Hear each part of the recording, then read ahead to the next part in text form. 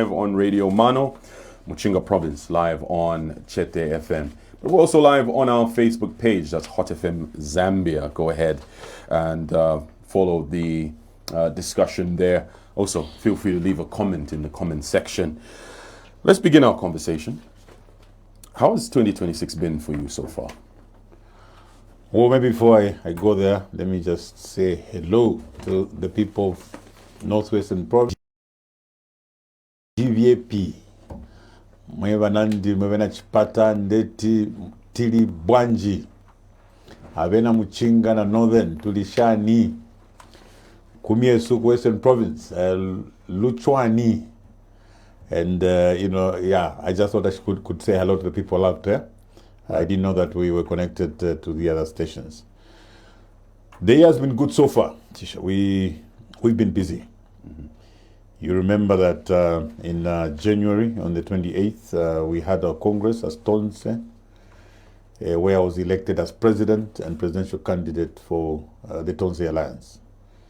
So we have been on a drive to recruit other members. Abena chalo baletila ba opposition ikataneni. Ngamaloresha Tonse, Tonse at the moment equate civil society organizations.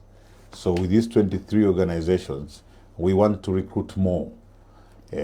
So I'm out there together with other leaders, trying to talk to other opposition bodies.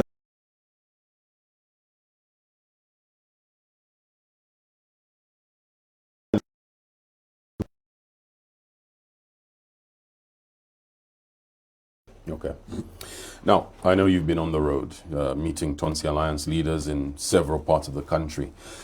Let's talk about your latest trip, which was to the Western Province. What has been the common thread from the people who have been meeting you on the road on these trips?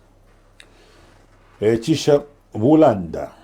Nga edo tuwale Western Province, for instance, tuwali mina kopa Stumbeko, tuwali mina kopa Mumbwa, tuwalanda kuna bantu pana Lusanga, pata Tayoyo, pati BZ, panke Ema, tuwafika Mukaoma, paluwa Patanof, pana Lwei, ukuyafika fena Mumongo, message imo inefya. Abantu nabakwata sano Bulanda, abantu nabakwata Bulanda no mwenso. There's a lot of anxiety. Where is this anxiety coming from, do you think? Well, first of all, people are suffering. That's what you have to understand. An average Zambian is suffering. There's no question about that. And if anybody came here to say, Avena Zambia Tavale Chula, you should be worried about that particular individual. He becomes a danger to this community. So, abantu mkuchula kwabo, baishiwo kuti, muri democracy twasalile, ama isalile. Ngabale chula ngafite, bafilo kuba free ukulanda. So there are two things. Abantu bale chula, ero tabakwete freedom ya kulanda to express themselves. Ngabati balande, many of them are rotting in police cells, as it were. So when you engage them, and as a national leader, they can trust you. They open up to say, "Tua papata, Mundubile, tua papata." Ifwe chavulanda, August 13th. Is what we're looking forward to. So now, these are different parts. There's a distance of about 600 kilometers between Lusaka and Mongo, and we took our time to interact with the people along the way. And the message was very consistent. So you're saying people are complaining, but the government is saying things have improved. They'll point to key economic indicators, talking about inflation dropping, prices of commodities are dropping, but then when you're going out on the road, you're saying people are complaining. So how is it that we have two pictures here? You have one picture saying people are suffering, but the government is saying everything is okay. Governance, Chishe, should be about the people. It should just be about the people. If the focus of government is to play around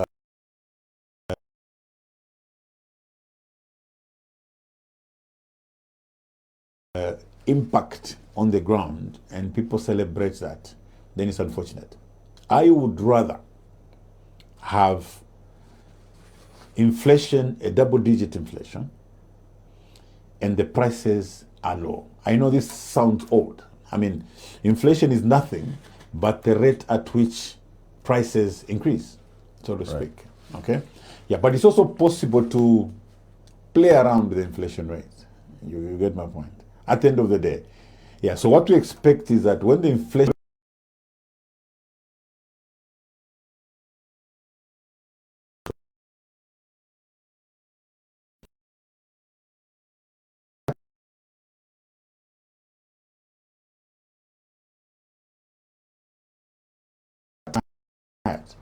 what is needed is one, for government to create meaningful and sustainable jobs.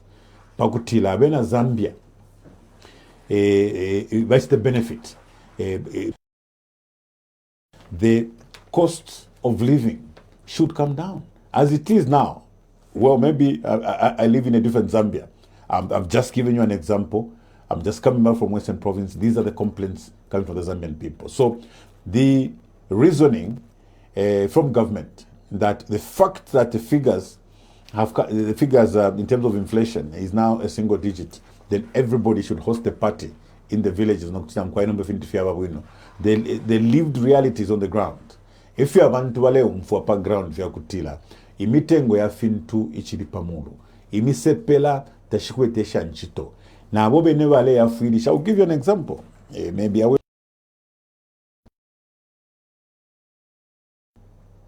You've been to Dola, you've been to the Copperbelt. Yeah.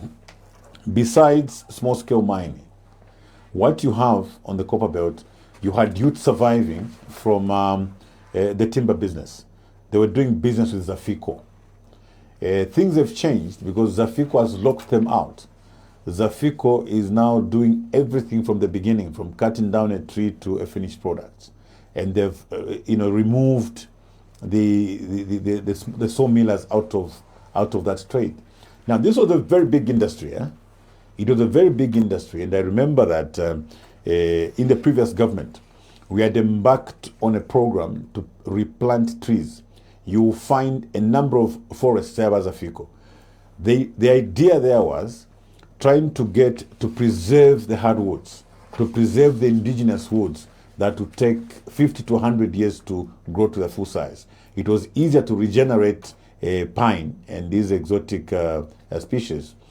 So we were encouraging youths to go into timber using pine, timber business or sawmilling using pine. So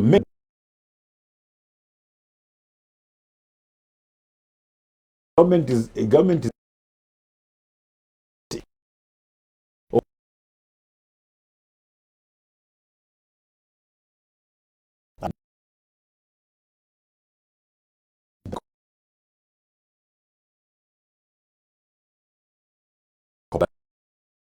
I'd like to know,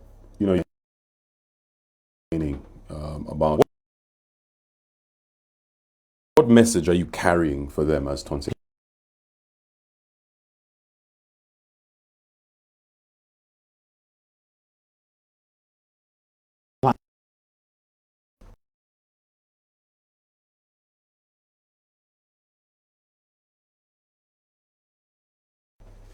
and we are also looking at Nakulumutinta Pamakasa. These are two key policies. So you have Nakulumutinta Pamakasa. It's a constant times. So in formulating policy, you have to have people in mind. The challenge you have today, Vachisha, is that our friends in government today, they formulate policies with a foreign businessman, a foreign mining company in mind. A challenge to Lekwata. So the Zambians are always left on outside because they are not central to the policy formulation. So this, I want you to know, is a key. If we nga Tonse, policy yonse tukalapanga, tukalabika na kulumutinta pamakasate center no musepela, such that whichever decisions we make should favor these two. Because these two are Zambians who are vulnerable.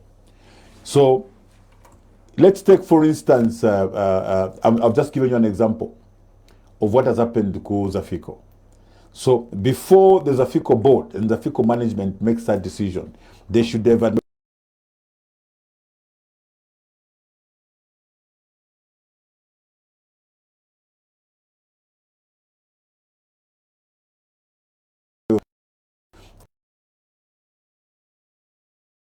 so Zafiko would sell trees to these sawmillers. And the sawmillers had their businesses running, they were cutting it into planks, selling offcuts and planks and so on. So it was a major industry on the Copper Belt. Yeah, because government had invested in these particular forests. Zafiko, on the other hand, would also cut some of those trees and process them into finished products. So there was no competition per se. Upper market. Then these traders, of course, were selling from Museko, from Masala market, and so on. It was a very, very big industry. We took a survey and established exactly what was going on. So because government, the government does not have Nakulumutinta Pamakasa, or indeed the youth, as being central to the decision making. They can make decisions anyhow, even if they negatively impact their own. That is the difference that we're going to make.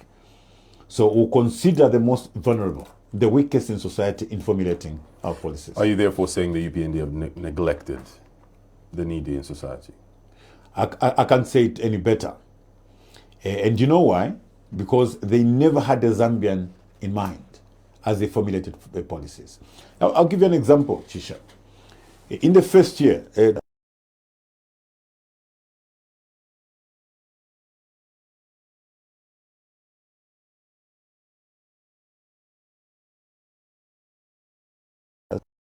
where in quotations. So at that particular stage, whose interest did they have? Clearly, they had the interests of foreign mining houses in mind. Okay? There was no Zambian considered there. An average Zambian, Nakulumutinta Pamakasa, the youth was not in the purview. The youth was not considered. The weak and vulnerable in society, by taking that particular measure, was not at all considered. If the UPND was a government that put the Zambian first, they would not have come to transfer shares in Mopani mine. The Zambian people, you and I, owned Mopani 100%, as at the time APF was losing power. So when they came in and transferred it.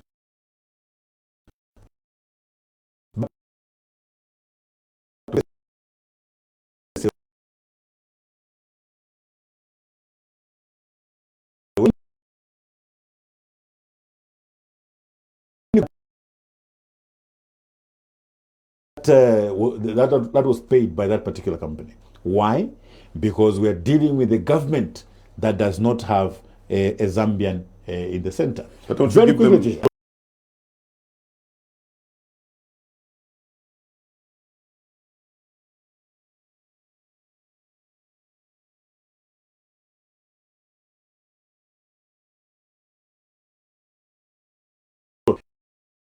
They were exporting power at the expense of a Zambian person, average person. The power was exported to all these neighboring countries. And this information was coming from the same neighboring countries. So if they had the Zambian, that Baba, would have kwa kalingalinga, would have kept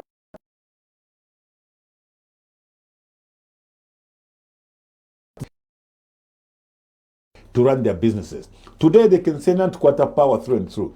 But has there been an assessment to establish how many companies, how many SMEs have gone under as a result of a 2-year period of load shedding? Have they established how many of these youths, how many of these small businesses have actually lost their houses which they pledged as collateral in getting these loans? So the point that we should come to is only one, that for me, as Brian Muntaira Mundubile, aspiring to lead Zambia, there's a Zambian who comes first. And in this particular case, not just a Zambian, we're going to look at the most vulnerable. We identified Nakulumutinta Pamakasa as being the most vulnerable, including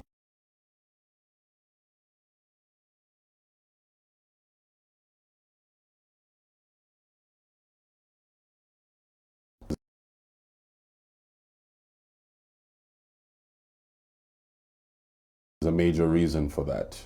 That was the most devastating drought this country has ever experienced. And also there's the debt restructuring that's happened. You talked about the mines. You can say they've revived the mines. We've, almost getting to 1 million metric tons of production. So there are these positives, but you're painting a different picture of the current state of the country. You see, when you're dealing with a government or leaders that don't tell the truth,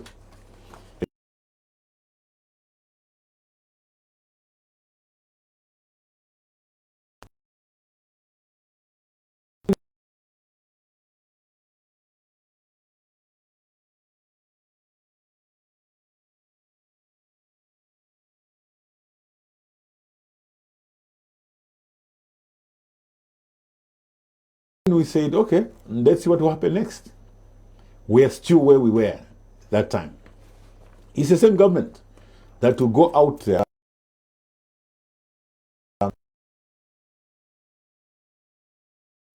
when we talked about climate change. What were President HH's words? These are excuses. You can't. But when we experience some partial drought, and underscore that, partial drought, a partial drought cannot be the most devastating. We have had a drought covering the whole country before. What we had, the one that President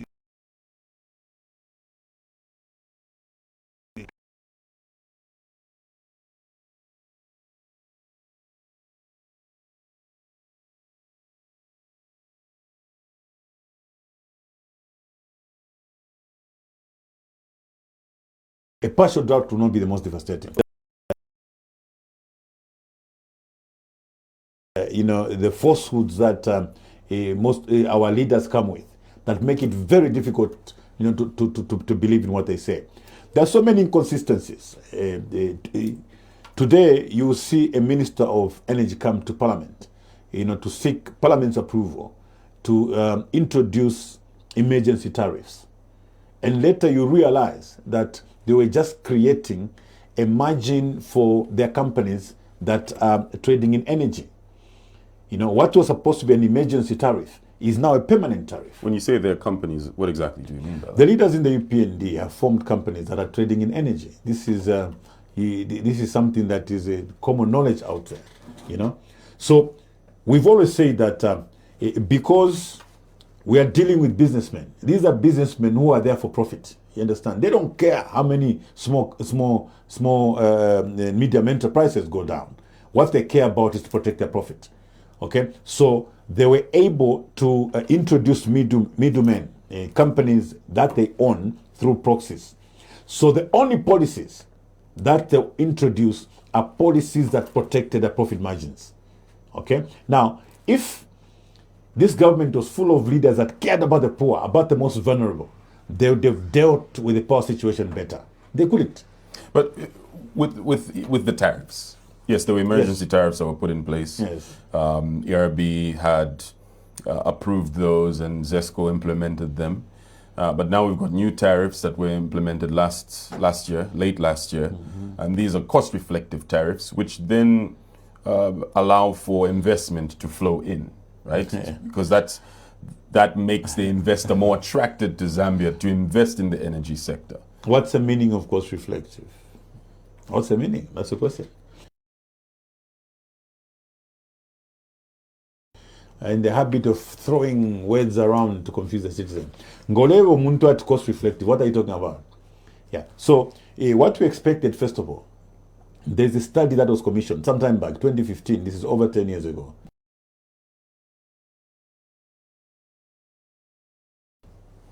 A cost of service study yali yakutila abantu beshibe panto bantu walerando kutifo na Zambia twali bikenda lama muri Kariba Dam twali bikenda lama mu power generation projects.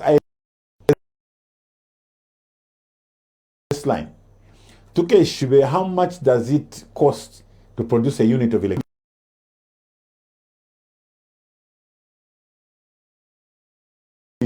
Momone imwe to produce that one unit in one kwacha. Malabi kasha nipali 15 kwacha. So in the absence of the cost of service study, the results from the cost of service study, it becomes difficult for anybody to talk about the cost reflective tariffs. Because where are we starting from? What are the cost-effective tariffs? So you know very well, Chisha, for instance, nga wayako Zesco, walaya sanga is top heavy, okay? Zesco is top heavy in terms of staffing, because chilakada usikwete fya kuchita wale posa mabwe wale tobe miotoka wale oche miotoka, they're employed at Zesco. They said they cleaned up Zesco. They did not clean up Zesco. What can we establish the cost of producing one unit first before even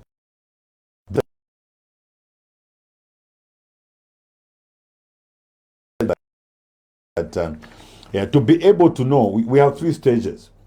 You have the generation, okay? You have the transmission, and you need the distribution. So we are saying at generation, there must be money made. Let the team that is doing generation prove that with generation alone they can break even and post a profit, and then pass on the power to the company that is doing transmission. So the suggestion there was that if we can't establish the cost of producing this power, can we break down the supply of electricity into three business units? Number one is generation. Number two is transmission. Number three, distribution. So each of these stages, the output from the generation, which includes the profit margin, is the cost of that power to the transmitting entity. And also, they put their margins for wheeling this power to, wherever, up to the distribution point. Because we've been talking about being attractive to an investor without really, okay, this is where we're starting from. So this is what is called a cost-reflective tariff.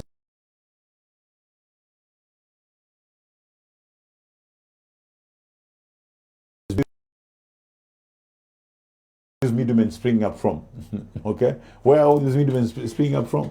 These are businesses that are run by colleagues, leaders in the UPND themselves, okay?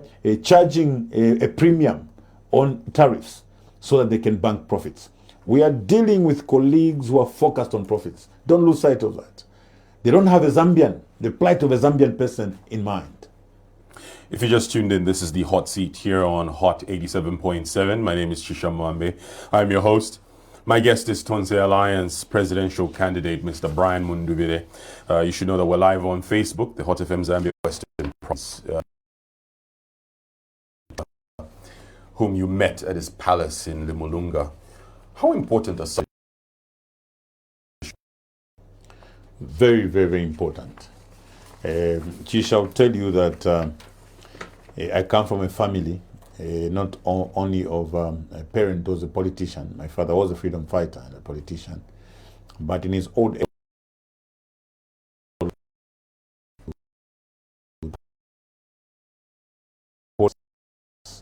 every morning in Mporokoso, he sat as one of the chief's advisors.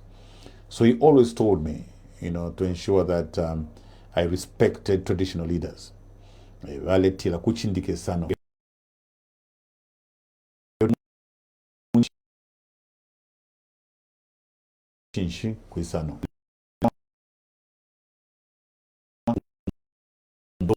Those are our parents who are able to guide us, bless us in our dealings. So it was a great honor, to be hosted by the king of the Barotse, obviously for his blessings, indeed guidance, and just to generally, learn more about the expectations of the people of Barotse. What did he tell you about that when it comes to expectations of the people in Barotse land? Well, of course, without going so much into detail, they have a proper system. When you go to Limulunga, they have a very clear system. There is a team of indunas that you meet first. Okay, the team of indunas, interrogate you. They also give information regarding. So by the time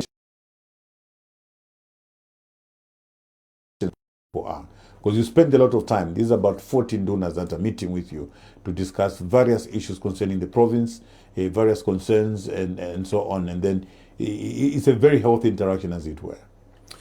Now, when you talk of the Western Province, It's one of the poorest regions of Zambia. My interactions personally with a lot of people from Western Province,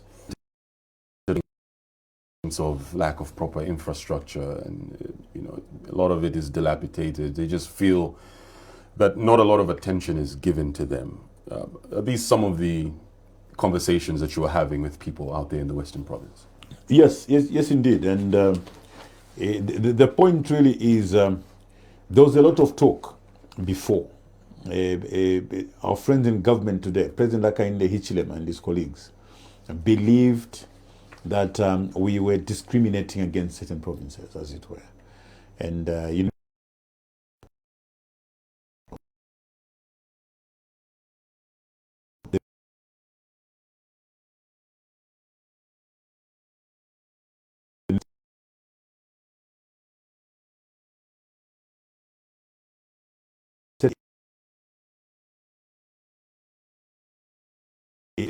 it's very sad, because I believe as sons of the soil, we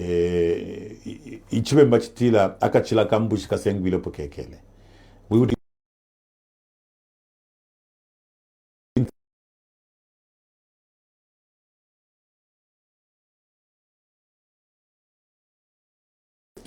taken 3 hours.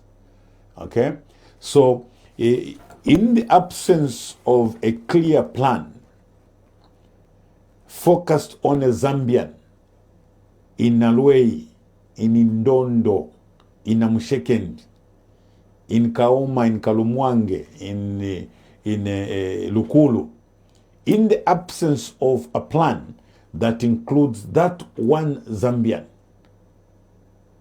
in Alikonge, it becomes very difficult to formulate policies. What am I talking about?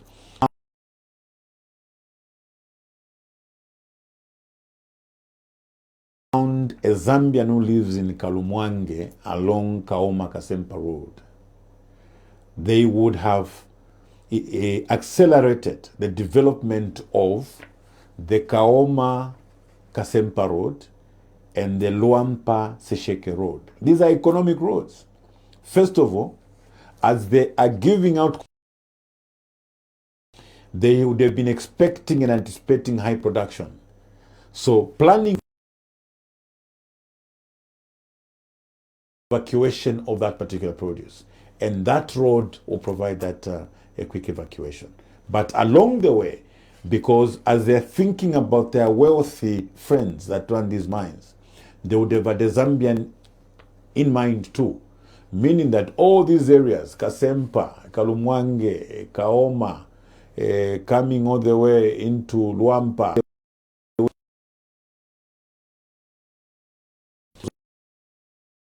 of these roads, and this traffic has been introduced. So the point really to make is that there are several low-hanging fruits that this government would have taken advantage of in Western Province that have not been done. That is just one of them. If you look at livestock, 85% of the population in Mongo depend on livestock. So what government intervention should have been is to make sure that they improve the infrastructure around the livestock sector.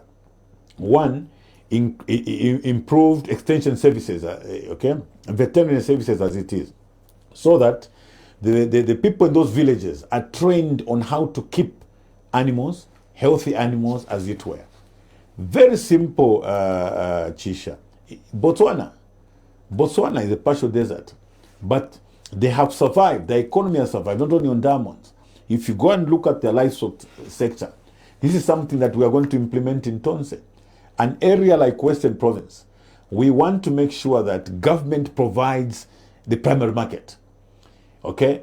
A cow is as good as cash in the wallet. That's exactly what our friends have done in other jurisdictions. One, they make sure that those animals are properly cared for. You know, the villagers are able to keep the health certificates for every animal. They're periodically checked and so on. Because of the incentive of the market that exists, facilitated by government, in some cases the private sector. When you have an animal in Botswana, an hour later is converted into cash at a very good price. So that has encouraged people to keep animals. So when you look at Western Province, the people have skills already. They have these animals already. They depend on livestock already. The question is, where is government in all this? Why hasn't government moved in to promote the numbers or the population of this livestock, so that it's an economic activity that would help the people of Western Province even before other employment is created? So in sum, you look at an area and you can't see a government anywhere. You don't see government anywhere. You don't see it in the area of infrastructure. You don't see it in the area of agriculture. There was a cashew nut project that was started in the previous regime. If you go now, it's abandoned. Nobody cares about it. We did industrial yards and in the previous government. These are industrial yards where youths are supposed to be promoted. Government intervenes, acquires equipment, trains the youths, and they begin to make a livelihood out of it. Be it carpentry, be it steel fabrication, proper factories where government can actually move in with the Bureau of Standards and be able to buy some.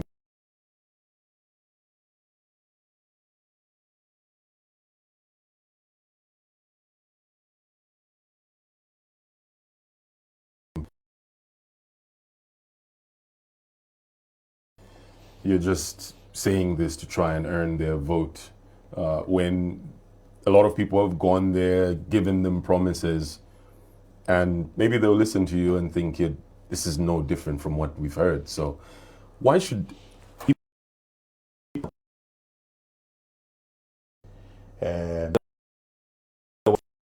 doing zafiko nga when you implement your policies ngeishimise pela sharam so meaning ku compare shall survive shan. Okay, we talked about several things. We talked about the youth in agriculture. Okay, we had talked about the youth in mining. Okay, we had talked about the social and social protection, in which case Nakulumutinta came in. Nakulumutinta in this particular case, we influence the construction of feeder roads. Nakulumutinta in this particular case, we influence the distribution of fertilizers. Nakulumutinta in this case will influence the provision of health care. Nakulumutinta in this case will also influence the provision of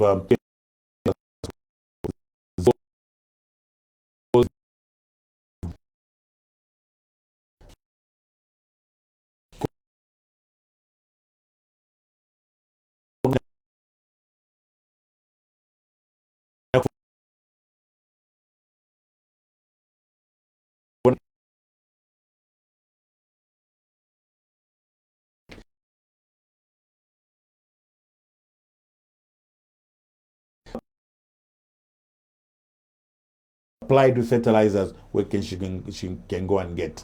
So the policies that we're coming up with are easy to understand, very straightforward. Because why? We have a Zambian in mind.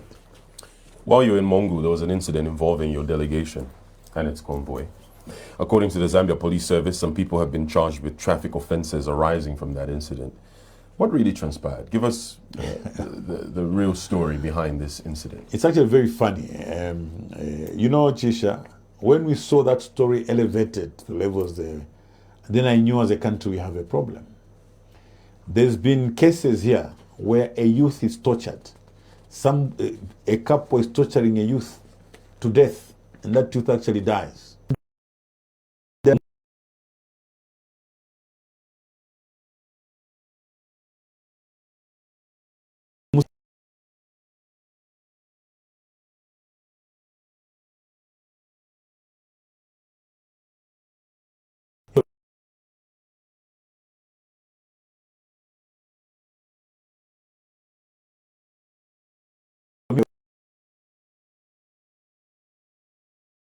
Was overshadowed by some incident of a traffic offense. And you begin to wonder, what are our priorities? There was nothing serious, so that's a traffic offense. What happened? Well, we were at the palace in the Kuta. We saw some police officers walking around, the palace and so on. So obviously people got concerned. What are these people doing? The Ngambela assured us that no, they've been informed that these people are actually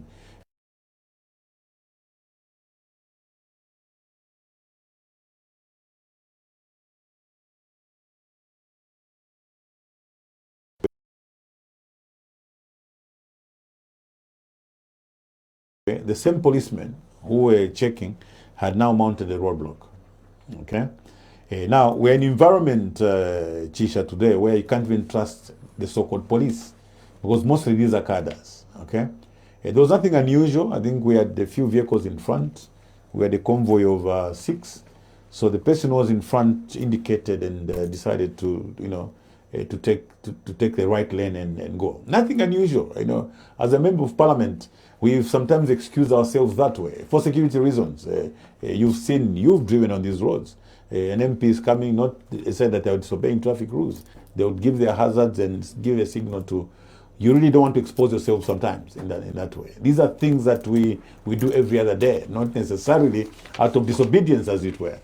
So there was nothing unusual. That's how we all passed and went to our next meeting. An hour later, the same group that came to the palace, mounted the roadblock, again mounted another roadblock. And we were stopped there. I think 2-3 of the vehicles were cleared. The 4th vehicle was still there. Because it was a traffic offense, we left them there. They'll get a charge sheet and they'll go and pay. So as we traveled out, 100 kilometers away, we had been cleared by a roadblock outside the toll gate. 100 kilometers away. We are now told, no. These vehicles are needed back in Mongo.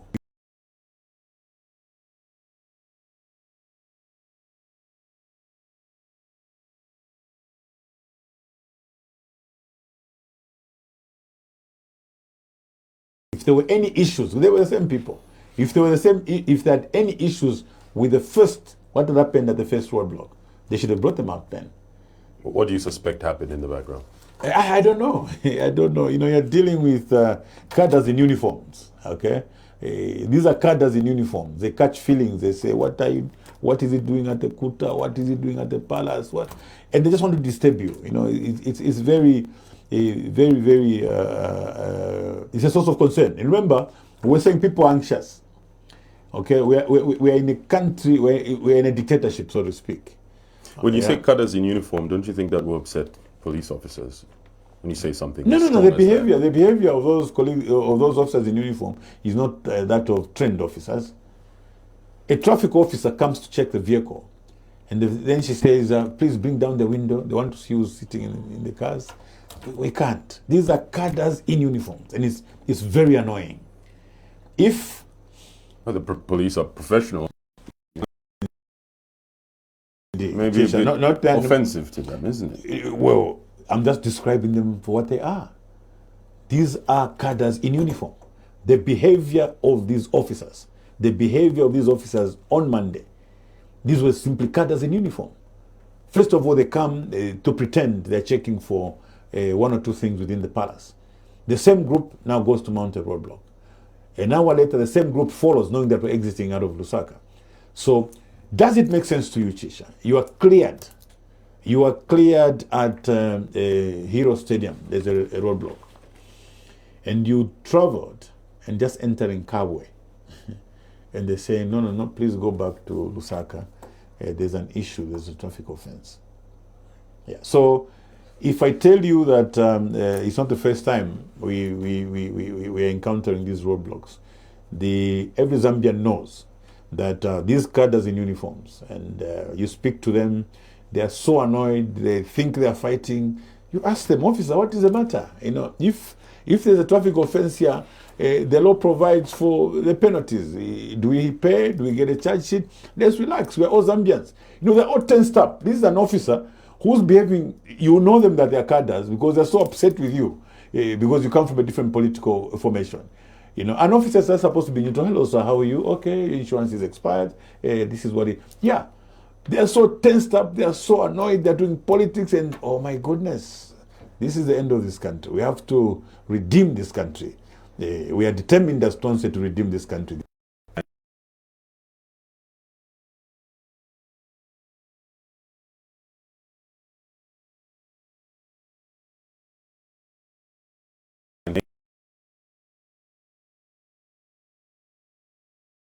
Name is, and then put your message there. Also, you can leave a comment on the Hot FM Zambia Facebook page, and we'll be able to put it to our guest, Mr. Brian Mundubile. Now, I want to talk to you about the head of state traveling as well. He was in Ndola and Kitwe over the weekend, where he addressed a public rally at Arthur Davis Stadium from all key public universities. And then the issue of allowances popped up. What do you make of this approach by State House to use the students' body in partisan politics and the general handling of this matter by government? Muchibe mbatutila ifya kulyo ushiku fifumina kumalushi. What you saw there, ifya kulyo ushiku fifumina kumalushi. President Hakainde Hichilema was a darling to the youths. Kupunda felt bali chijobu muliwe. Youth is very different. With them. We work with them, we walk with them, and resolve problems with them. And to Imisepela, Chisha. Imisepela shall be very innovative. Imisepela shall changela. Imisepela shall kwata energy na maka. So Imisepela nga washipusha na ma solutions, ama answers ya shiko. Kuma problems ya shall kwata. If you Imisepela tashikwete capital, tashikwete equipment, tashikwete fena facilitation. So ngamwaeka ne Imisepela no kutila, okay, the big isa. BM8 nize bige. Mwemisepela. Wafia nshimukwete mi music industry. Bala londololanga bapuisha muti, okay, nga chali ni wewe kwete answer. How can we resolve this problem? Balondolola, we mukalambali lole isamo kupanga fya adjustment na alignments. By now, President Hakainde Hichilema, if he took that approach, the big brother approach that I, as BM, is taking, I, as a big is taking. Imisepela, he didn't need to pay Imisepela to attend the meeting. Imisepela ngesha alehta haya mabuses ishine because they would have had money. Well, we've been told that the students are the ones that invited him. He just didn't invite himself. Well, we didn't. So when you say he paid them to attend, that's not entirely true, isn't it? The students are the ones who invited him. When you're invited, you don't pay. When I invite you, you don't pay me. Okay, you don't pay me because I invited you. Okay, you only pay me because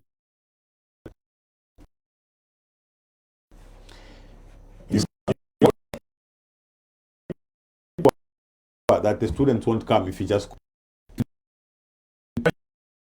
invited him, so he knew they would show up, right? Okay, let's say they invited him. Let's take the best case scenario. Let's say a group of youths invited him. Why did he feel it was imperative for him to pay them to attend the meeting? That's what you must ask. I can just go. But now bakuita, now then you introduce an incentive. So that is not necessary.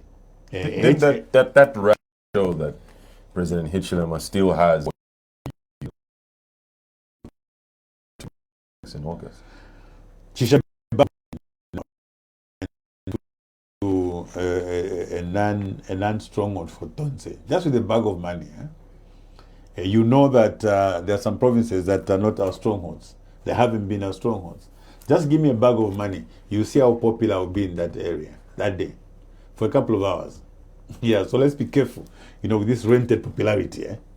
So you don't think, so that was a facade to you? That was not real? It was a facade. I mean, why are you paying youths who once loved you? Why are you paying them? These are youths who once loved you. But you're saying once loved, they showed up for him. That's what I'm saying. Do you know that Bali never used to pay any money and he had youths in their thousands? So don't you think 5 years later, the youths should have actually been preparing gifts for him because they've benefited from his policies in the mining sector? Imisepela nomba ngeshirete nkoko, shirete obunga bakateka tu atotela, kwate nko bamukolo 6, bakateka tu atotela, isakali atuteli.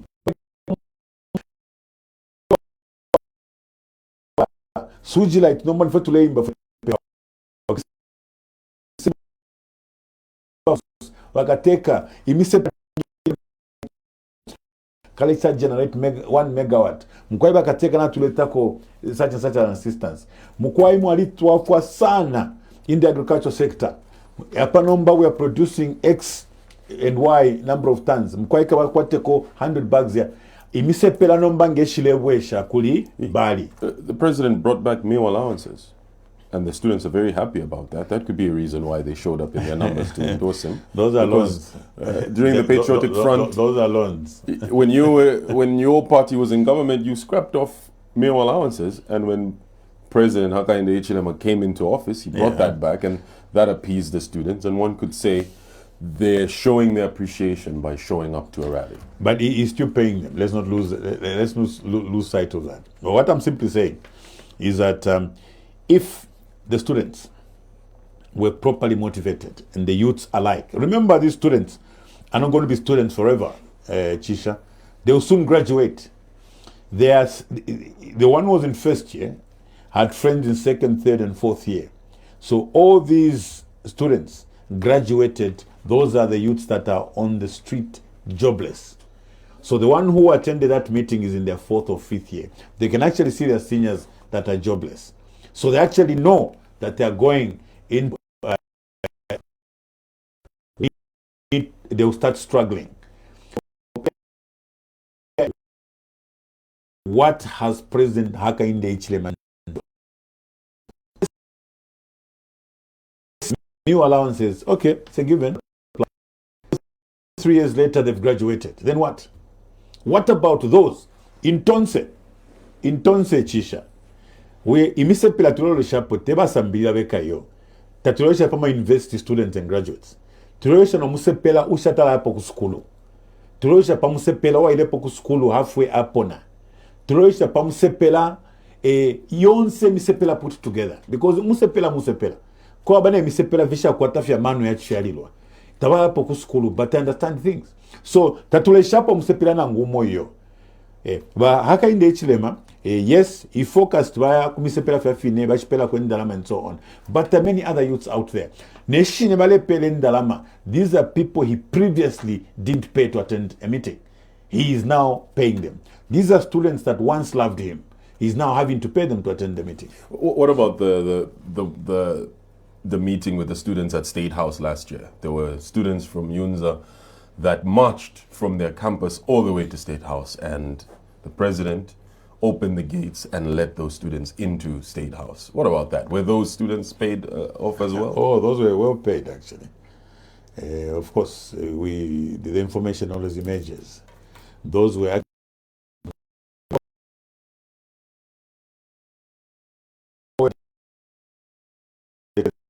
come to just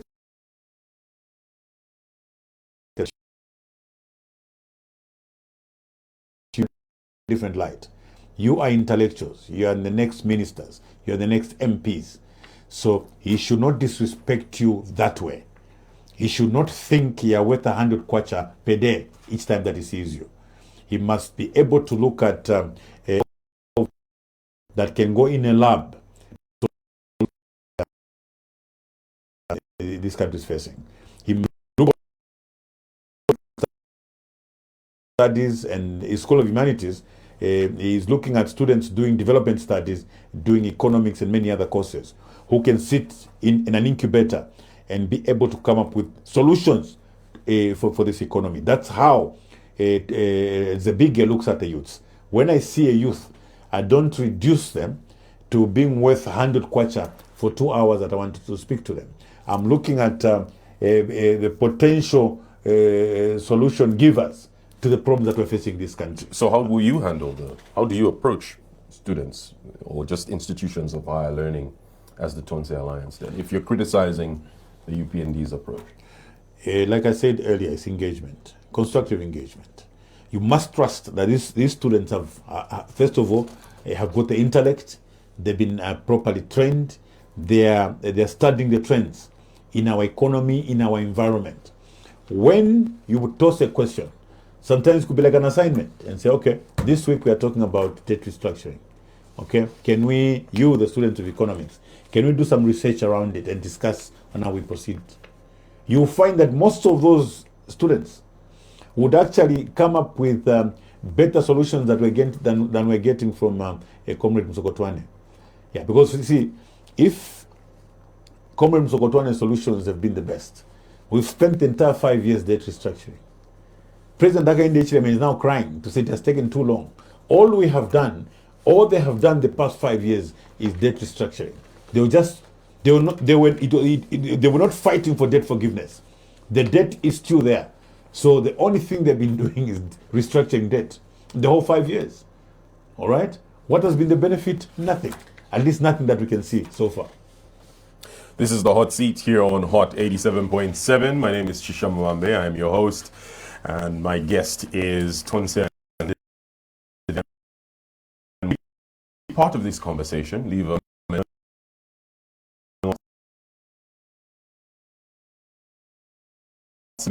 message on 097.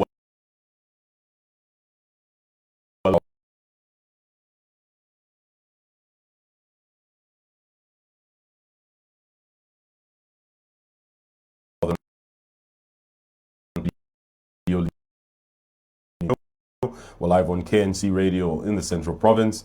Copperbelt, you're getting us live on Radio Ichengelo. Radio Yangeni is listening to us live from Luapula Province, so is KFM.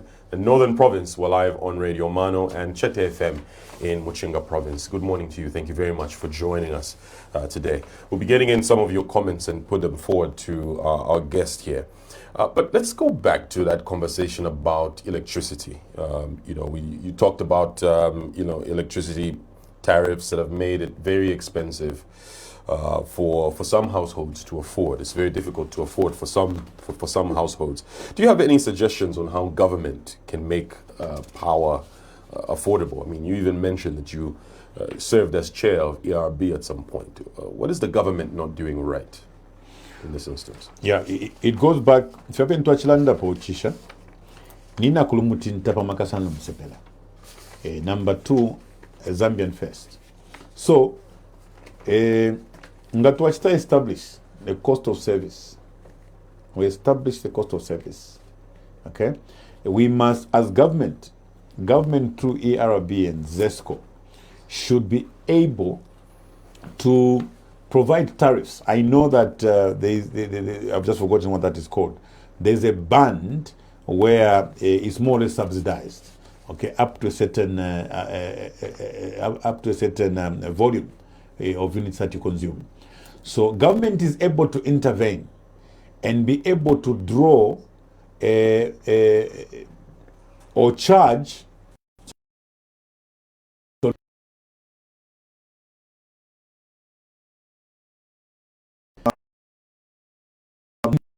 interest of a Zambian. You look at a world and there are no jobs.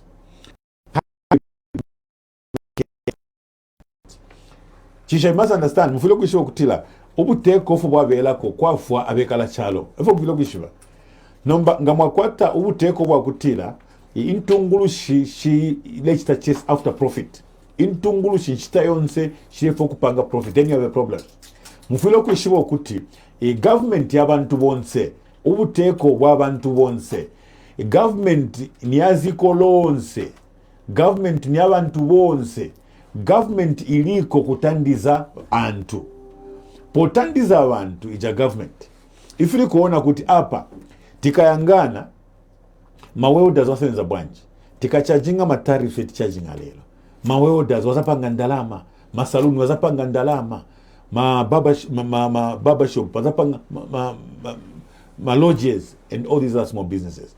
A point pajani yakuti government is there to resolve challenges for and on behalf of its citizens.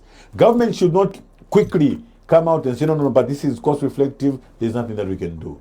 So the cost of electricity, first of all, was procured through the city, these tariffs, because they came as emergency tariffs. No kutilanga fyapitefi tukesa chinja.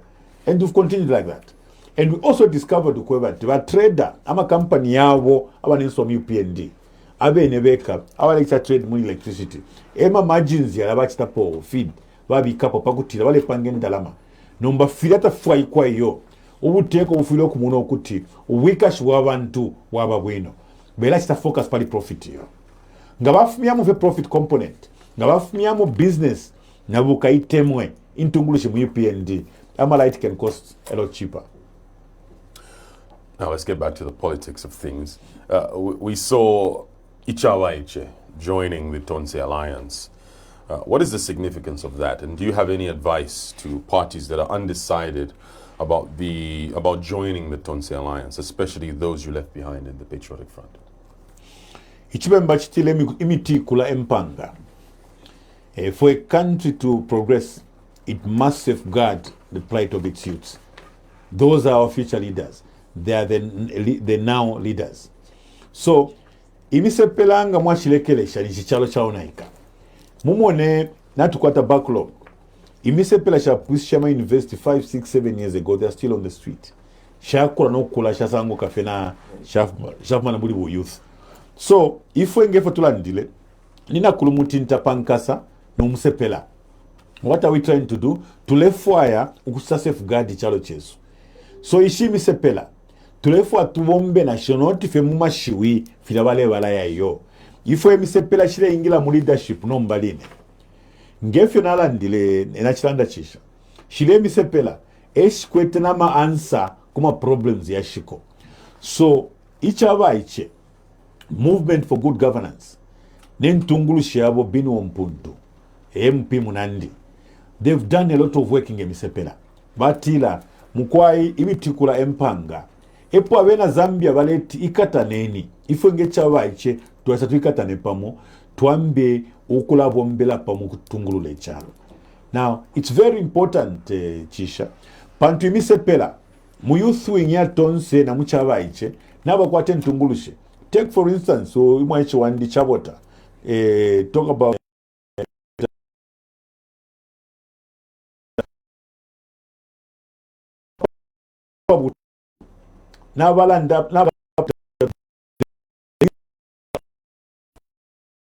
these are leaders in their own rights.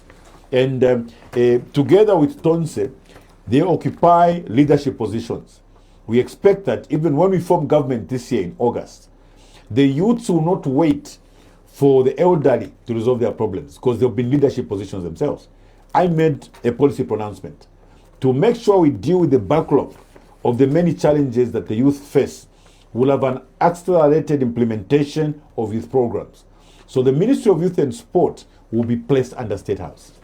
Whilst others have placed DEC, SEC to quickly persecute their political opponents, that's not our priority. Our priority is the youth. So we'll place the Ministry of Youth and Sport under State House so that there's an accelerated implementation of all policies concerning the youth. Some people have criticized Honorable Binwa Mpundu for joining hands with you, saying Ichawa Iche is now going, joining hands with Ichawa Kuru, Ichawa Kote, as some people have said. What do you make of these assertions that are being thrown around? No. As a matter of fact, Comrade Binwa Mpundu, Chabota, Wensi Winji na Bonse, they are very wise. They understand that Nabakalamba walikuwa taro. Abakalamba, even Abakalamba pali ifwe. Walikuwa taro wachita play. They've got so much experience. There was a saying that was once given to me by my elderly, in my small business I'd employed, and somebody was 20 years older than me. So one day he was telling me, he says, you know something, young man, what an old man seated under a tree on a stool, what that old man sees, a young man up the same tree can't see. The old man seated under a tree on a stool can see much further than a young man who is. It's a combination. Abakalamba balisa na knowledge, na wisdom, okay, na experience. Aba ichi nabakwata energy, nabakwata innovation, nabakwata my idea, ayasuma. So this combination of Abakalamba naba ichi is actually a bomb. Yeah. Panto aba ichi nabakwata innovation, nabakwata energy. They've got the drive. Abakalamba nabakwata wisdom, nabakwata experience. Bonse, tatulesanda rete abaicheyo abaitwala indashani now waletu mdala apatu station. So you find that there is a lot of consultation between us, and I think together we'll be able to resolve the many challenges that have remained unresolved for many years. We've received a message here from Isaiah. He sent a message through on WhatsApp, and you can do the same thing on 0974-870-877. You can even call in, and we'll be able to have a direct conversation with you, but you have to call on WhatsApp. The message here is, good morning, Mr. President. I would like to find out how far you have gone in the discussion between you and Makebi. This is referring to Mr. Makebi Zulu. Now, I know you've offered an olive branch of sorts to the given Lubinda faction and Mr. Makebi. Is that still on the table for you? Yeah, Isaiah, thank you very much. You may wish to know, Isaiah, that Makebi Zulu is not only a fellow lawyer, and we once both served as provincial ministers and members of parliament. He's a personal friend of mine. Mwaichawandi munandi chine and yeah. So we've been talking. Nifi tefyonse tungaleta pamulaba sayo. The comfort you should draw, Isaiah, is that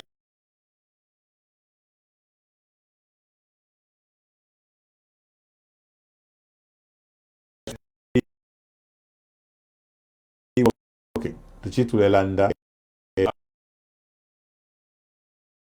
I'm sure sooner than later we'll come back to the media and okutira banenomba twaikala tumfuane futomfuana nifi. So you can draw some comfort from that. All right, we have someone on the line now. Let's speak to them. Hello, good morning. Good morning, sir. How are you? Doing good, thank you. How are you?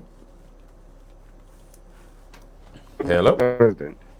Hey. Good morning. Yes. Good morning to you. Good morning. What's your name? My name is Luca. Luca, please go ahead. Yes, Mr. President. Good morning. Good morning, Luca. Mashuken. Wino mkwai. Maukabu ino. Me, Mr. President. Navuka fe wino wakateka. Ine question yandi ngwete wakateka ni pali Bill 7. Mkwe. Bushe Bill 7 since mwari condemn. Cha mukaifunyapo mwa wakateka nangu iyo. Then number 2 question ni pali road ndola do carriageway because twadumfa kutira badi sana kutira 25 years badi abantu bakarasenda tempia nomba mwenga mwaisa bushe mukachita poshani mukatwadida na ile contract basana up to 25 bakarasenda fe mpia pa target padi nangu yo na totera mkwai Luca totera mkwai. All right. Please go ahead and respond to Luca. Na totera wa Luca.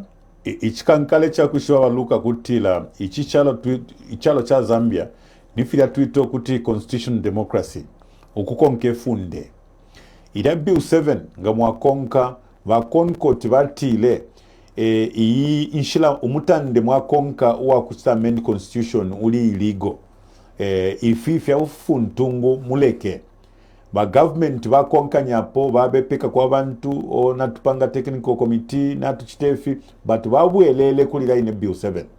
So ida Bill 7 mu constitutional law tutira amendment. So ngatwa ingila mu buteko we will have to review the constitution except that tukai holistically review the constitution so that we even deal with some of those amendments that came by way of Bill 7. So ngavafine mwachitanda baluka tet tuleke chibe filia iyo nishinomba twasholu bola mu mubidi wakweba tinama bute okay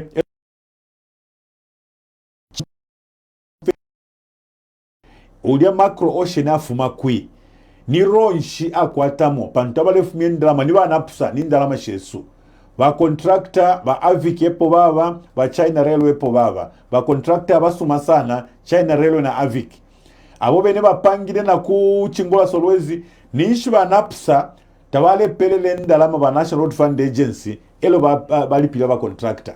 So ilia contract ibale even ndalama through targets that will be reviewed it will be reviewed so that the Zambian people can get a benefit from their money.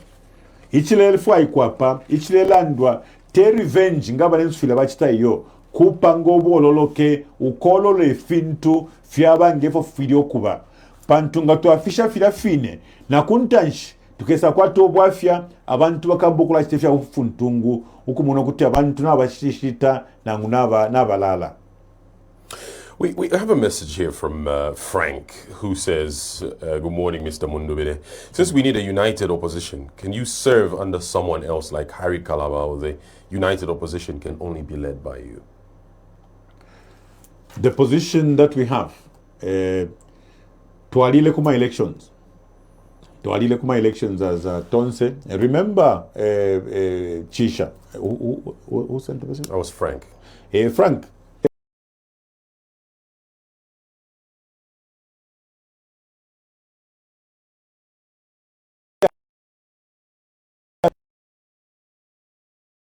Save under that. Now, what I'm looking at is that we should not look at an environment where it will just be HH and one more person. My honest and sincere view, Frank, is that if Waza goes for elections, but somebody emerges as a winner, and maybe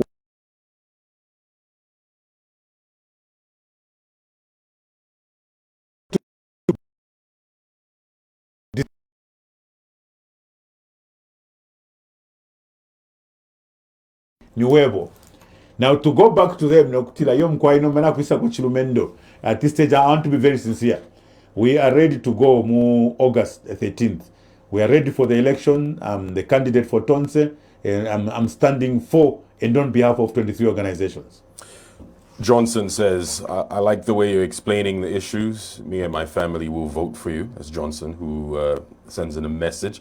We have someone calling in now. Let's speak to them. Good morning. Welcome to the hot seat. Good morning. You're through to the hot seat on Hot FM. Hello, good morning. Hello, good morning. What's your name? Hello, good morning. What's your name? Good morning. Mwamba. Mwamba.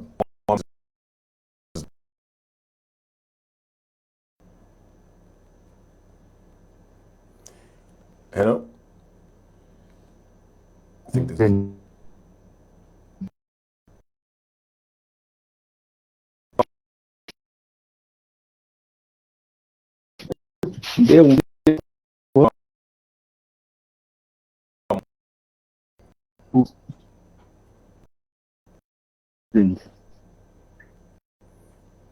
I think Mwamba will try back.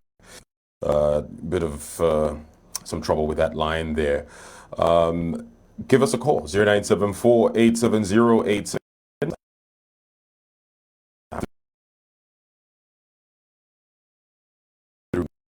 To the hot seat and you can have a conversation.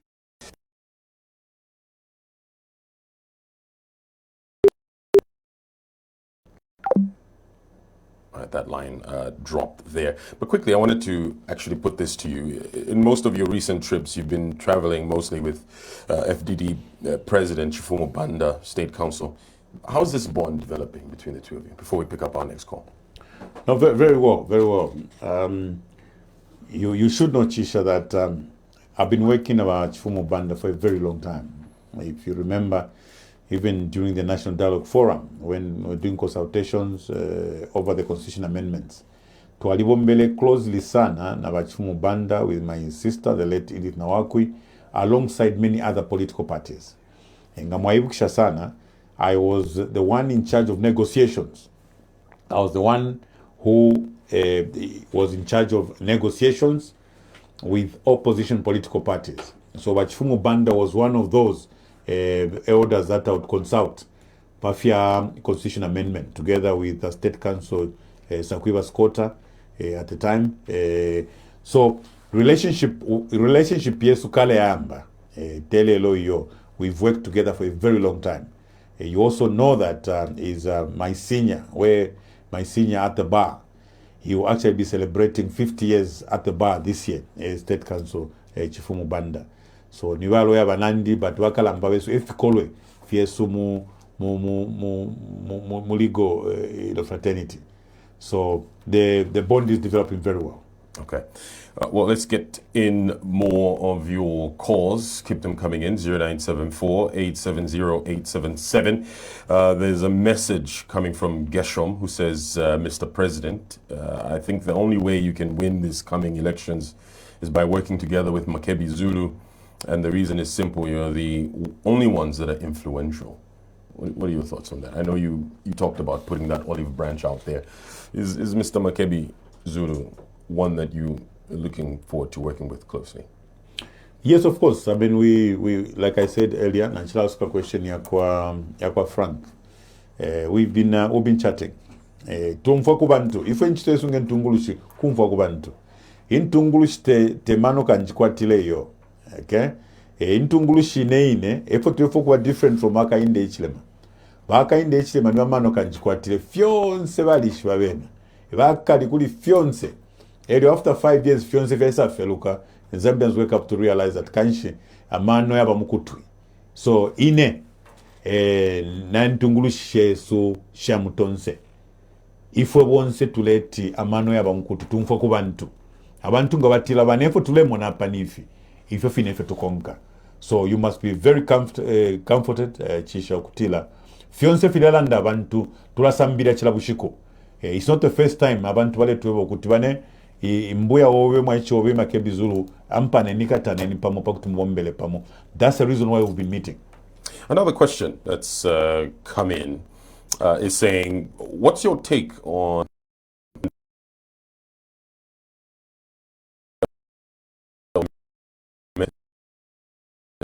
no data being shared?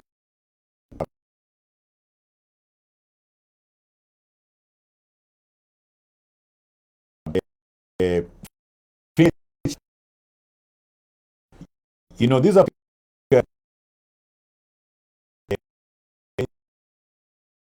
a bit more transparent than they currently are. That's from Elijah, man. By Elijah, not to sakamana na ifwe,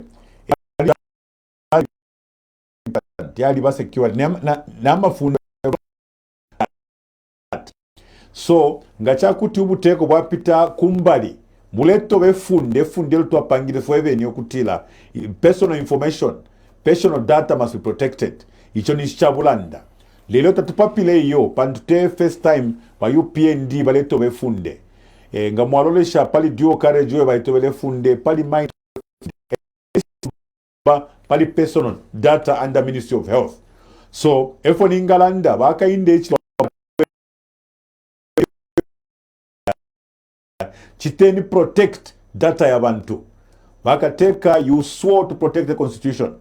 You swore to protect the citizens. So, bakuta protect ama citizens. Mumo ni okutila na information ya bantu, data ya bantu mwachita protect. Bonfie nema negotiations yambi lelo mutile ili against the law. Ifunde liakana pali ichena chafina tutawakwanisho kutitefiyo. So, techintu chisumecha kuti emo bwachela mwebuteko umobwine mutowafya mafunde.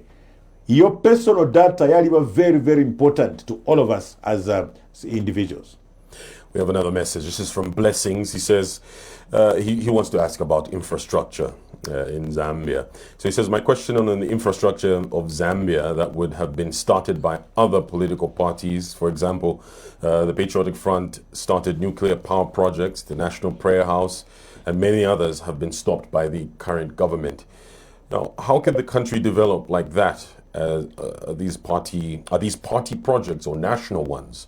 How different will you do things with regards to this type of issue? So it's projects started by one government, and when there's a change of administration, then some of these projects are abandoned. What's the name of the gentleman? This is Blessings. It's Yes. this message in. Blessings, thank you very much. Yeah. So Blessings, you are right. As a matter of fact, the growth of our economies, infrastructure development is stunted for that very reason. The next government abandons the projects that were started. Now, when you go to Mongo,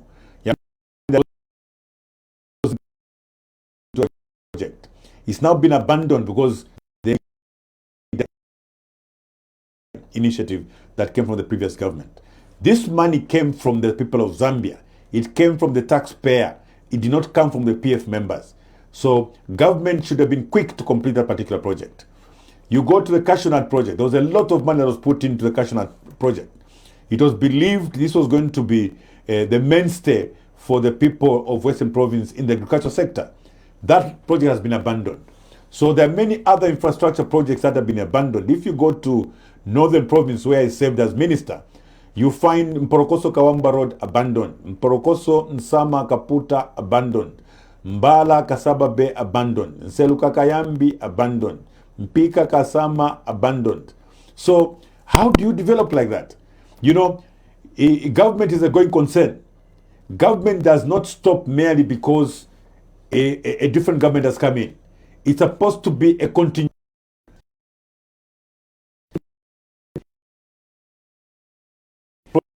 project started. For instance, the sector, when we look for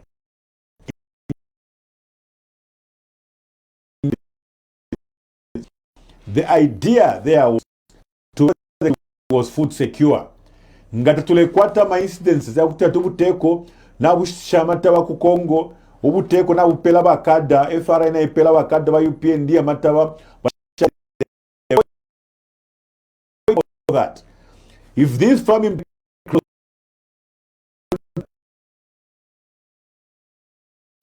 sub-Saharan Africa, but we had what was called the Northern Circuit, okay, where Kasaba Bay was going to be the anchor project. Then would have had Shwangandu, would have had Dimfuwe, connecting with all the way up to Livingstone. In the area of tourism alone, the retention of tourists in the country would have increased to even over 10 days had we worked on all that. But the UPND came in and they've abandoned all that. If you look at the energy sector, we left a number of projects, including the Kalungwi Shilu Mangwe Falls generation the project. There were some Ku Lufuwu and many others. All those were abandoned because they were started by the PF. So in almost all these sectors, if the UPND had focused on completing some of these projects that were started, because the PF was very structured in their approach to development. If you looked at the National Development, 7th National Development Plan, that was our guiding document. We were very structured insofar as infrastructure development was concerned. So our UPND should have just capitalized on that and they were going to look very good. We have a few messages here. A message from Jimmy who says, Mr. President, I love how you analyze things.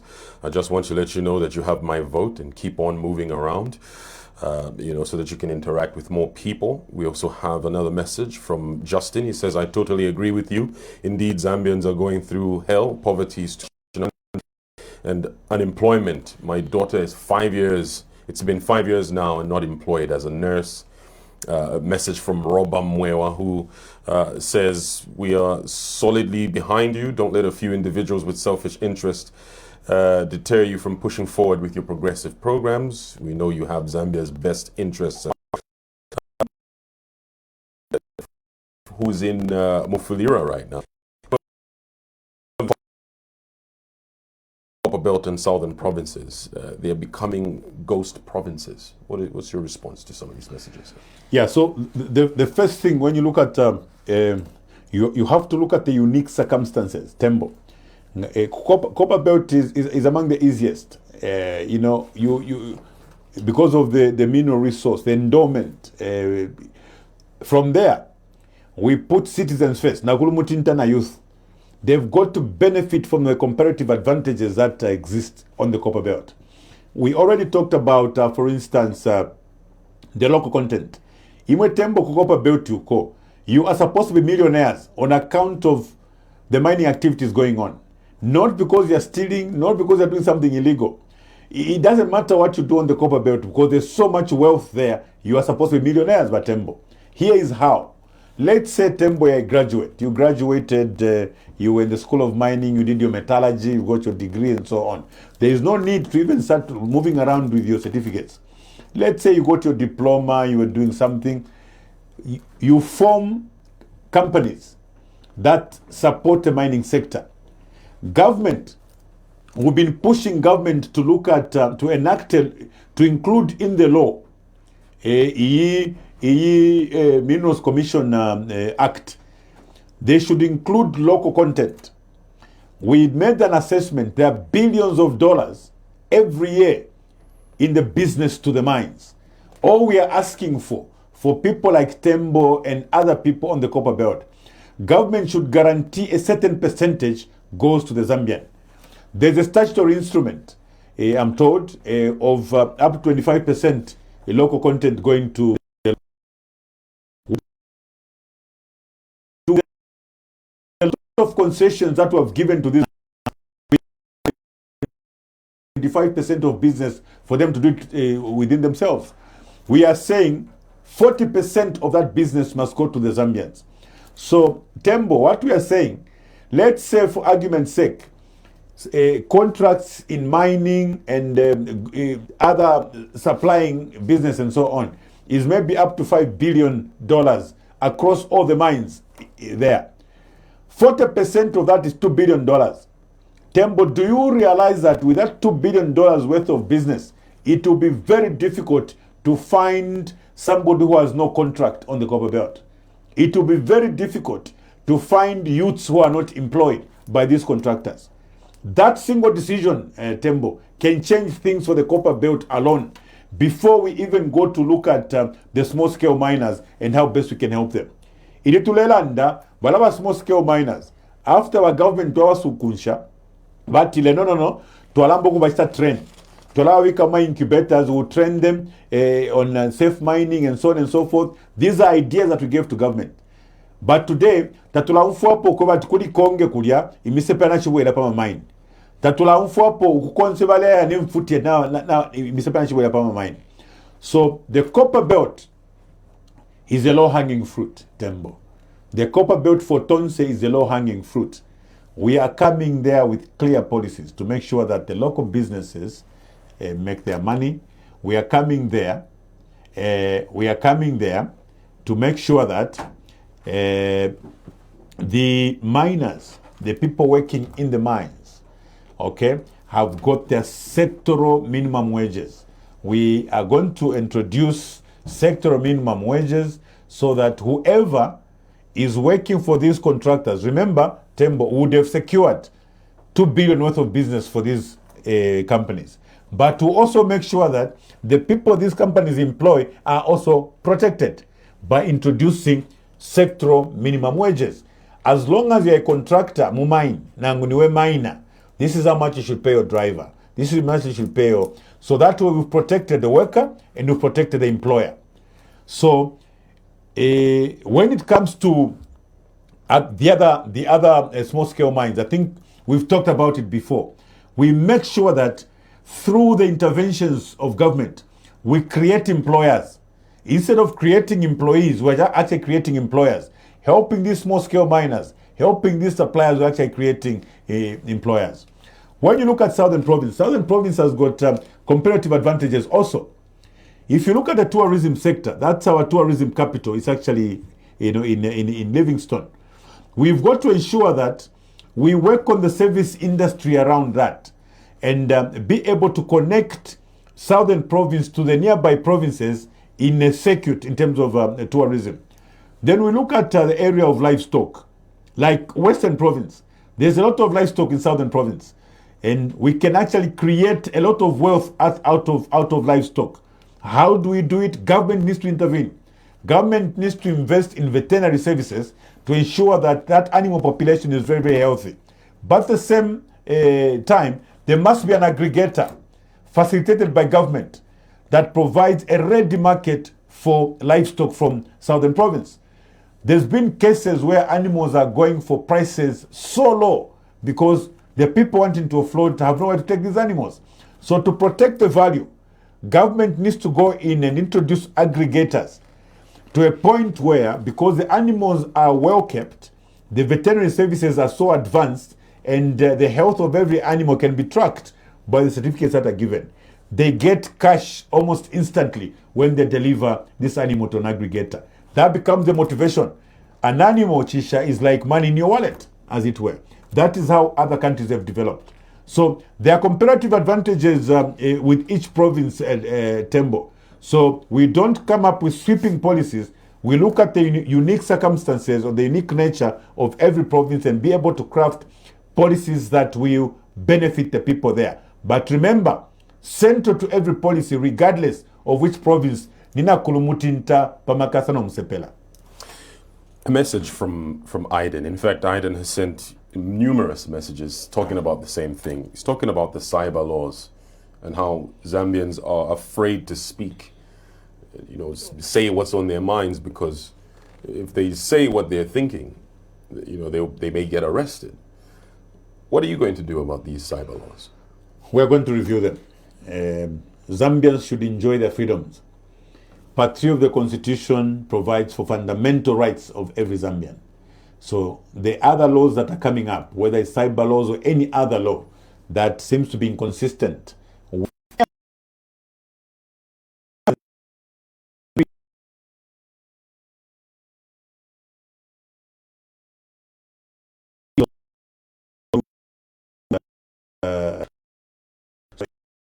we restore sanity. Yes, there has to be some control on the use of social media. But at the same time, in resolving that particular challenge, we should not step on people's rights. Is that a promise? It is a promise.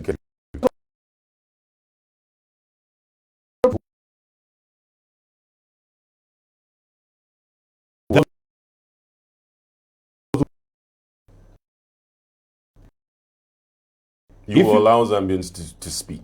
Zambians speak freely. We will allow Zambians to communicate freely, Zambians to assemble, because they are right. Zambians must voice out. Abena Zambia, some of them actually are not even, they are not suffering because they can't afford to eat. Others can actually afford to eat, but the fact that they can't speak freely, they can't express themselves, they can't move freely. So we can't have a country like that. We have a message. We didn't get he didn't provide a name, but he says he's a student, and one thing that's very important to him are the meal allowances, and the conversations that he has with his fellow students is they look at you as someone they like, but are afraid.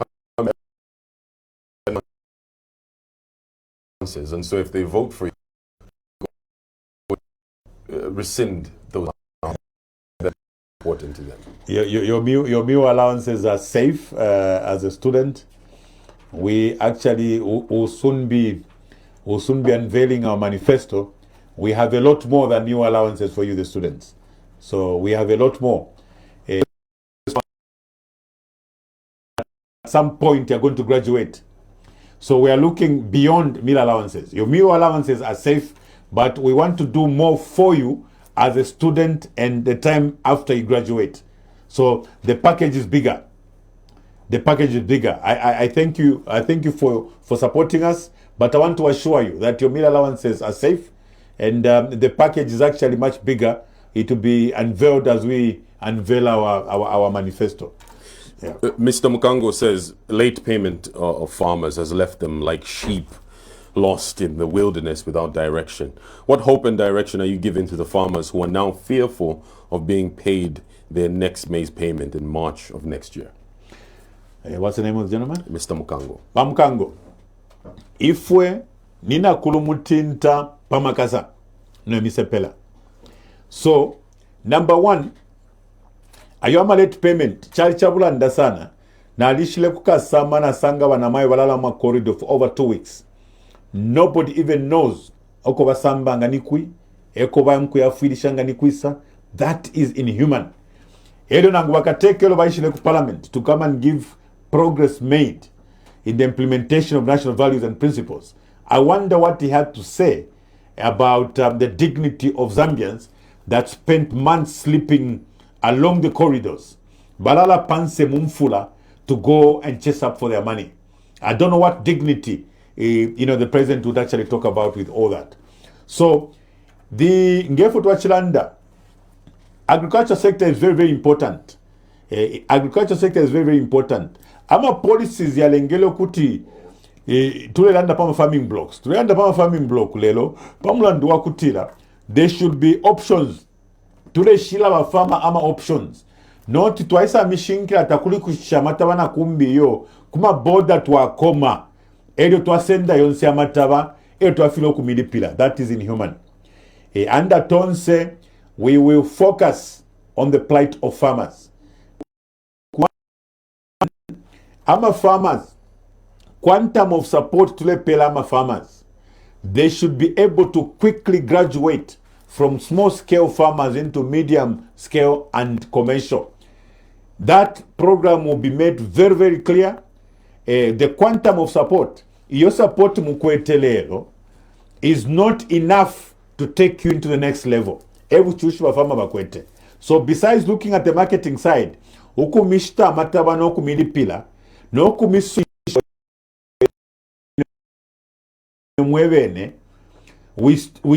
we as Tonse, we will go further and increase the quantum of support. You see, you limit the time you're going to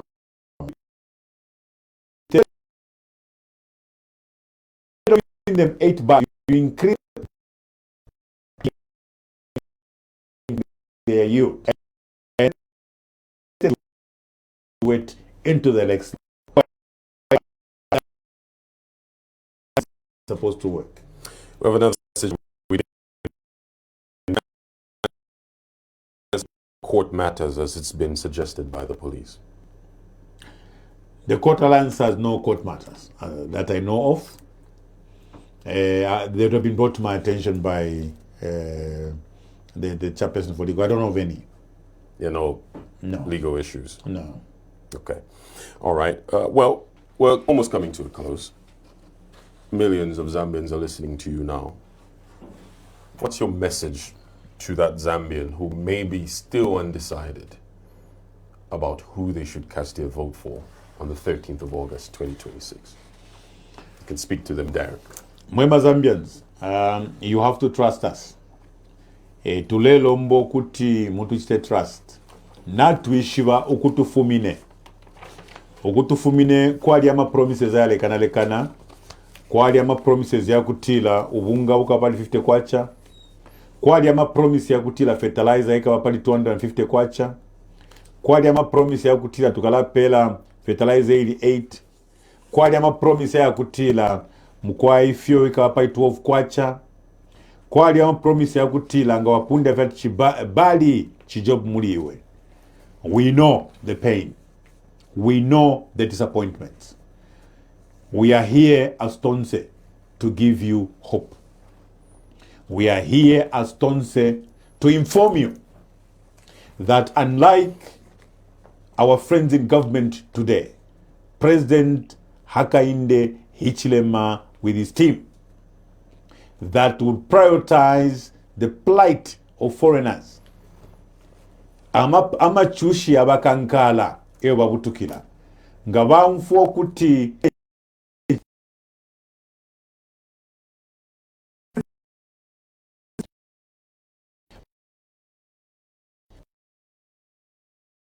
issues concerning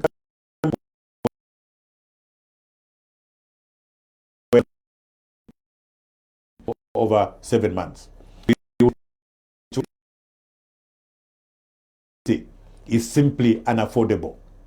If we focus yesu Mazambians, focus yesu nina kulumutinta, focus yesu musepela, ama policies yesu yonse nangwama funde twasendo musepela. For instance, pachiwa question pama cyber laws umusepela lelo ulefilo kulanda umusepela nga watu mafoni uleti ni komi AI. That cannot work. As Tonse, we are saying we will review all those laws and policies that affect the Zambians negatively, especially nakulumutinta no musepela. Tualalolesha pama fundeyo nsiayo mushomu Zambian muri macro ocean iyi company ba mumungafye pautile sendendama for 25 years, yet NAPSA is the one that sponsored the construction of the road. Which, how is this working for the Zambian? So Kanshi, we are asking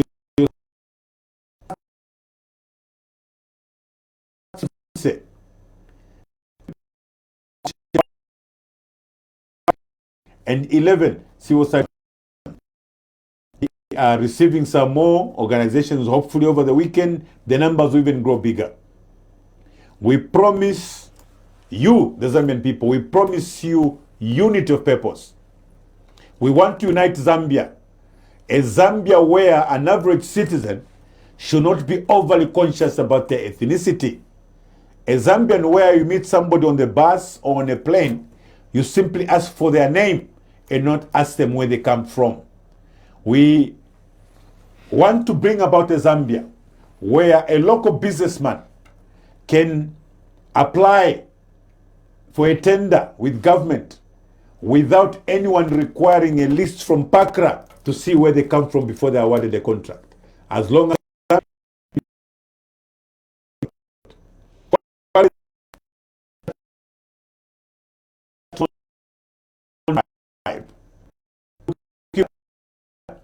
where people will live not with anxiety. A Zambia where laws will be applied equitably and not selectively. A Zambia where omulandu muntu ngapanga uyo mulandu nangwa uyo wapanga omulandu whether wa Tonse, wa UPND, wa PF, wa Shani, omulandu mulandu. Not a Zambia where abapanga femilandu wa opposition. Omulandu mo winenga wapangwa as long as in the ruling party kuli mulandu bani wa opposition. We look for a Zambia where the fight against corruption will be genuine, where you don't leave corruption involving $2.5 billion taken away by some mining house and the minister for giving that particular company. A situation where a tax due to ZRA of $1 billion is reduced to $23 million and nobody sees corruption in that. A Zambia where, not a Zambia where mines, 51% shares of a mine worth 4.5 billion are transferred to their friends and nobody sees any corruption in that. We don't want a Zambia where your toll gates are given away to foreigners who haven't even built a single kilometer on that road and nobody sees any corruption in that. We do not want a Zambia where the FIC report $3.5 billion suspicious transactions, $2 billion suspicious transactions, 60 billion kwacha suspicious transactions, 5.8 billion kwacha suspicious transactions, 13.5 billion kwacha suspicious transactions. And nobody is arrested, nobody is questioned. But they rush to go and confiscate vehicles from Dar es Salaam. We don't support corruption, however small. But we want a Zambia that fights corruption equitably. Not on one hand, $10 billion in suspicious transactions is forgotten about. And then you rush to go and make headlines on 24 million kwacha. We don't like corruption. We hate corruption. We condemn corruption. But whatever the case, the $10 billion worth of suspicious transactions should be investigated. The $2.5 billion which was stolen by some mining house should actually be investigated. The issue of toll gates should be investigated. Not just rushing to go and confiscate flats from Boma Nusambo, vehicles from Dar es Salaam, and so on. So that is a Zambia that you should look forward to. A Zambia that will be fair. That justice, Zambia where law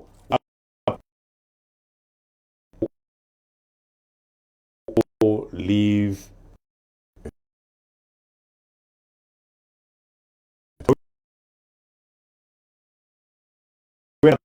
total this opportunity to come kwai kanshi mkwa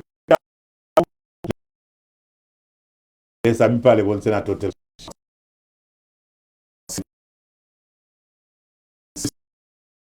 Chishamwambe, I've been your host. My guest has been Tonse Alliance presidential candidate, Mr. Brian Mundubile. We've been live on different platforms. We've been live on Facebook, the Hot FM Zambia Facebook page. Thank you very much for watching and also leaving your comments.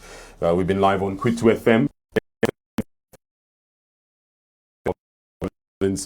Oblet Radio Liseri, and Mwandi Community Radio in the Western Province. KNC Radio out there in the Central Province, Radio Echengelo on the Copperbelt Province. Luapula Province, you are listening live on Radio Yangeni and KFM. Northern Province, you've been listening to us live on Radio Mano. Muchinga Province, you are listening to us live on Chete FM. Wherever you've been listening to us from all around Zambia, I'd like to say thank you for the next episode of the Hot Seat.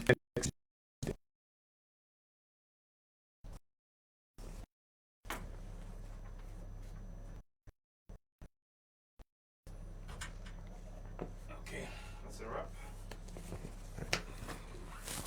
Thank you, Cesar. Thank you very much. That was wonderful. Thanks. Thank you. You did well. Thank you very much. Thank you. Cheers. I told you, I said, I'll get energy.